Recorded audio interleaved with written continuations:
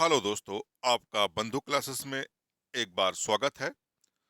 तो UP constable practice set 13 आज हम लोग इसका विश्लेषण करेंगे, जो आपके एग्जाम के लिए काफी महत्वपूर्ण होगा। इससे पहले चैनल पर 13 प्रैक्टिस सेट 12 प्रैक्टिस सेट हम लोग कर चुके हैं। जिसने अभी तक नहीं देखा इसे चैनल पर जाकर देख सकता है।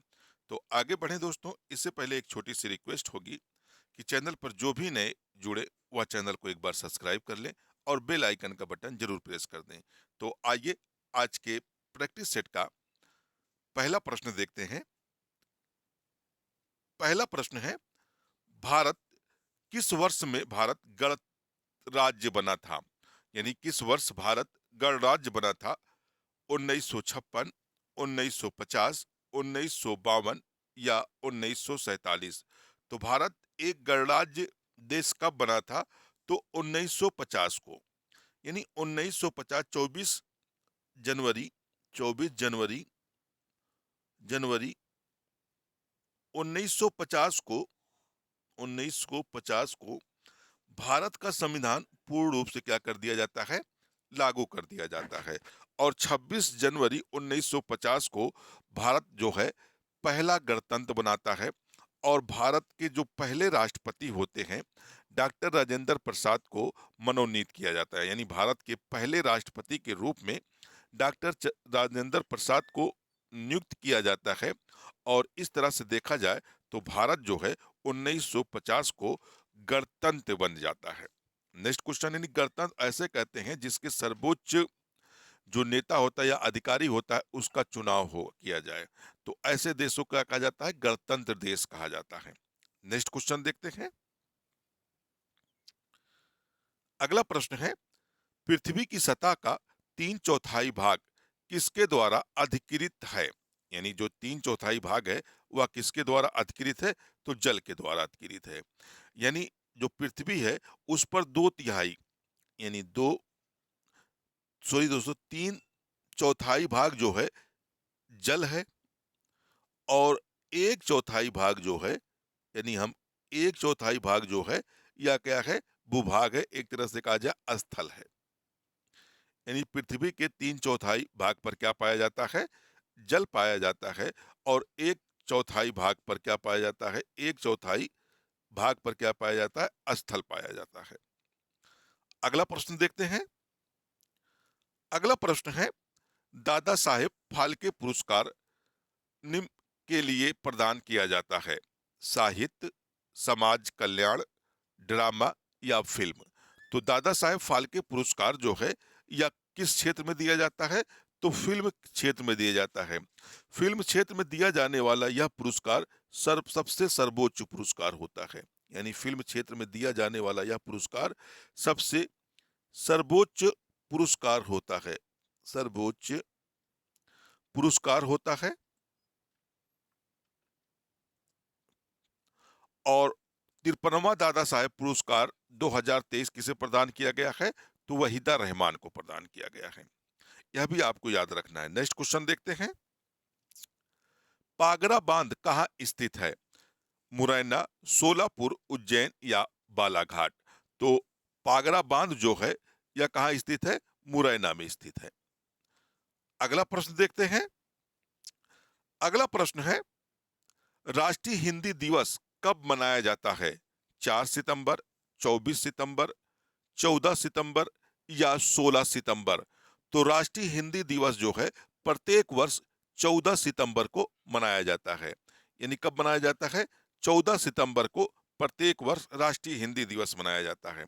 अगर आपसे ये पूछ ले कि विश्व हिंदी दिवस कब मनाया जाता है, यानी विश्व हिंदी दिवस हिंदी दिवस कब मनाया जाता है? तो यह प्रत्येक वर्ष 10 जनवरी को मनाया जाता है। 10 यानी 10 जनवरी को विश्व हिंदी दिवस मनाया जाता है। और राष्ट्रीय हिंदी दिवस प्रत्येक 14 सितंबर को मनाया जाता है। यह दोनों डेट आपको याद रखनी है। नेक्स्ट क्वेश्चन देखते हैं। अगला क्वेश्चन है, राष्ट्रीय सुरक्षा परिषद भारत का मुख्यालय कहाँ स्थित है? गांधीनगर इलाहाबाद या प्रयागराज, मदुरई या मुंबई।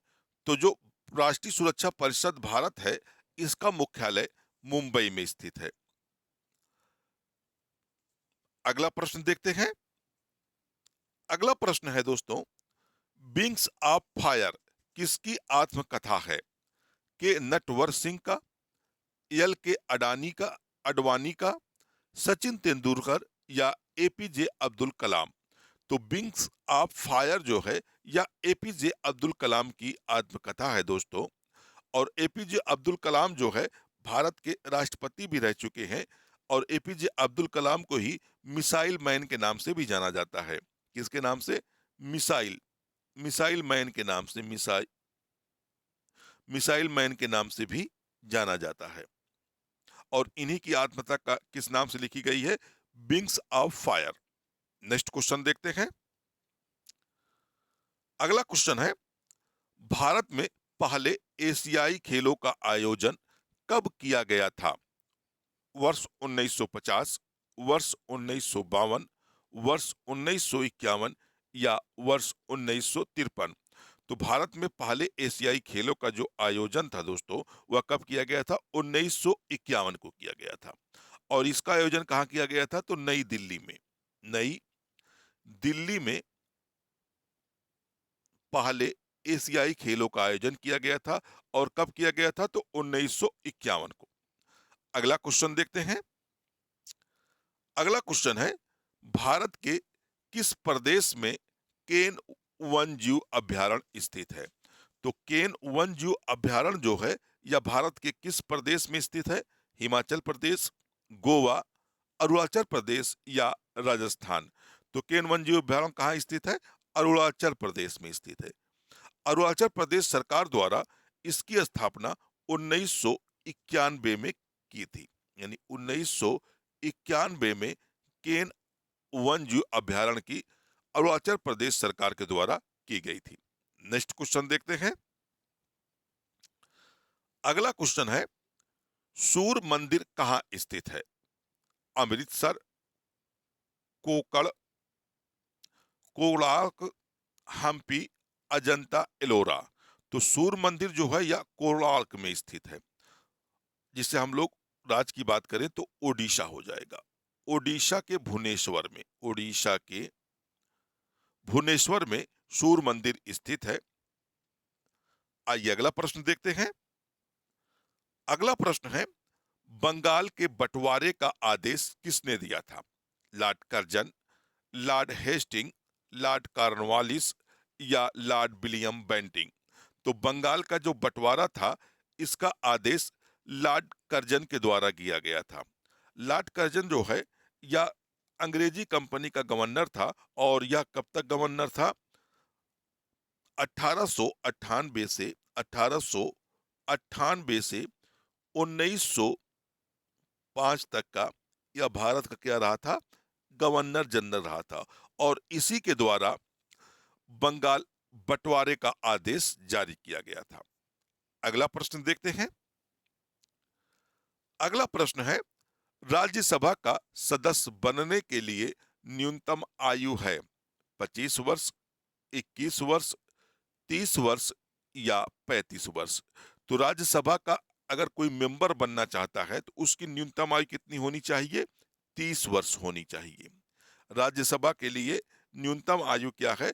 30 वर्ष। अगर 35 वर्ष की बात करें तो इस पे राष्ट्रपति, राष्ट्रपति, उपराष्ट्रपति या राज्यपाल की न्यूनतम आयु कितनी होनी चाहिए? 35 वर्ष होनी चाहिए।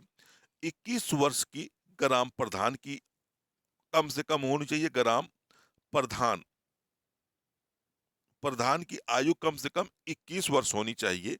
और 25 वर्ष जो है या किसकी है? लोकसभा की। यानी लोकसभा का अगर आपको मेंबर बनना है तो आपकी आयु कितनी होनी चाहिए? मिनिमम 25 वर्ष होनी चाहिए। अगला प्रश्न देखते हैं। अगला प्रश्न है, भारतीय रिजर्व बैंक एक है केंद्रीय अधिकोष, व्यवसायिक अधिकोष, सरकारी अधिकोष या लीड अधिकोष। तो आरबीआई क्या है? एक केंद्रीय अधिकोष है। नेक्स्ट क्वेश्चन देखते हैं।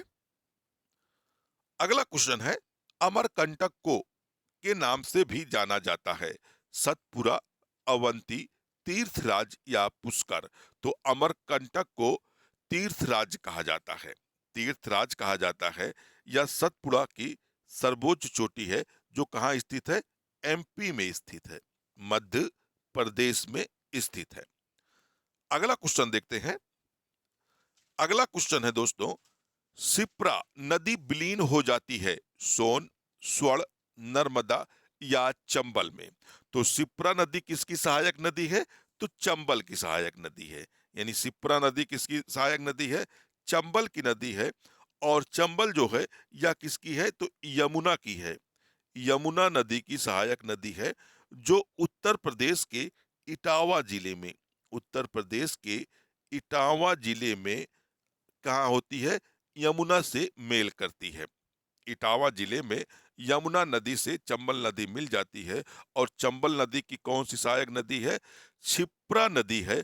और इसी क्षिप्रा नदी पर एक क्वेश्चन और बनता है दोस्तों, इसी क्षिप्रा नदी पर मध्य प्रदेश का सबसे प्रमुख शहर उज्जैन स्थित है। यानी उज्जैन किस नदी पर स्थित है? कई बार क्वेश्चन पूछा है। तो उज्जैन जो है क्षिप्रा नदी पर स्थित है, जो किसकी सहायक नदी है? चंबल की है। तो दोस्तों, अगर आपको वीडियो अच्छा लगा हो तो इसे एक बार लाइक शेयर जरूर करिएगा दोस्तों। चैनल पर नए हो तो चैनल को सब्सक्राइब कर लीजिएगा और बेल आइकन का बटन जरूर प्रेस करिएगा, जिससे मेरा आने वाला प्रत्येक वीडियो का नोटिफिकेशन आपको मिलता रहे।